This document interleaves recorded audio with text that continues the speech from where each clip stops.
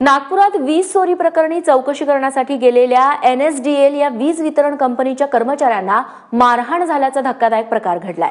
मोमीनपुरा भागामध्ये हे कर्मचारी वीज चोरीचा शोध घ्यायला गेलेले होते।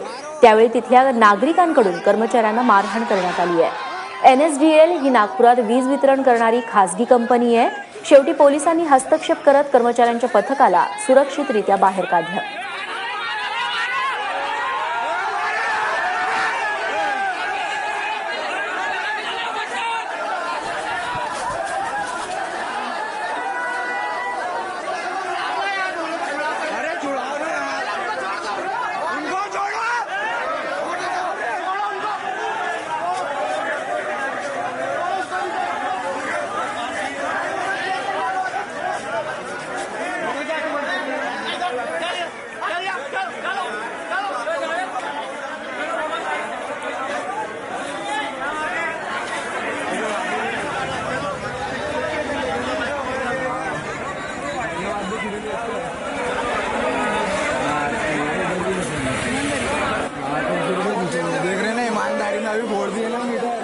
नागपूरमधल्या मोमीनपुरा भागातली ही दृश्य आहेत। या भागात वारंवार वीज चोरीची प्रकरणं घडत असल्यामुळे वीज वितरण जी खासगी कंपनी आहे त्यांचे कर्मचारी इथं आले होते विचारपूस करण्यासाठी, मात्र त्यांना गराडा घालण्यात आला।